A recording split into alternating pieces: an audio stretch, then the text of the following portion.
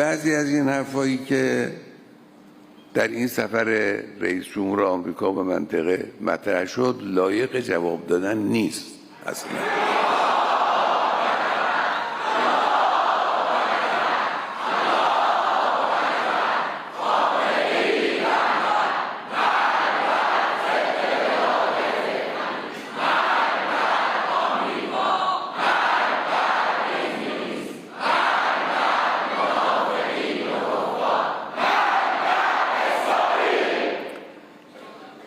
اینقدر سطح حرف پایینه که مایه سرافکندگی گوینده حرف و مایه سرافکندگی ملت آمریکاست.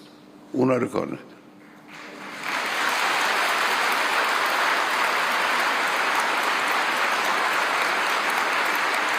لکن یکی دو جمله رو باید روش توجه بکنیم. ترامپ گفت که میخواد از قدرت برای صلح استفاده کنه. دروغ گفت.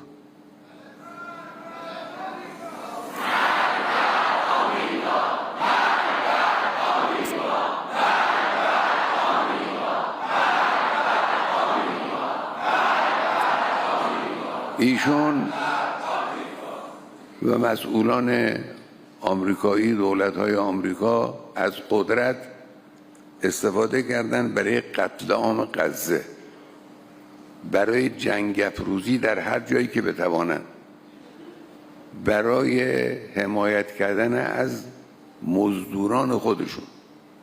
از قدرت این استفاده رو کردن. چه از قدرت برای ایجاد صلح استفاده کردن؟ بله،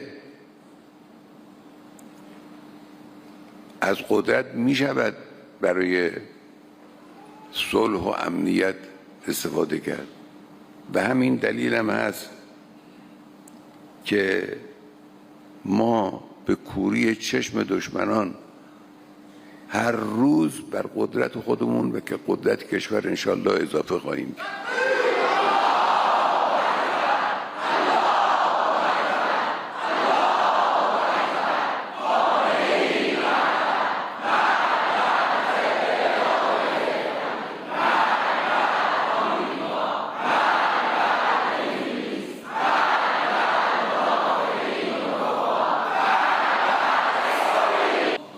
به همت ملت‌های منطقه آمریکا از این منطقه باید برود و خواهد رفت.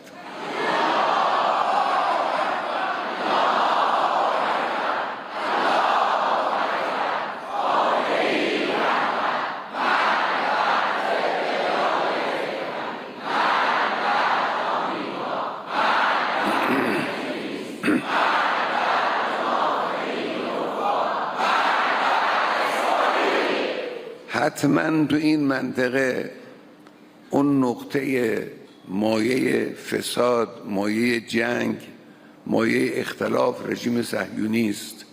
رژیم صهیونی که غده سرطانی خطرناک مهلک این منطقه است، حتما باید برکنده شود و خواهد شد.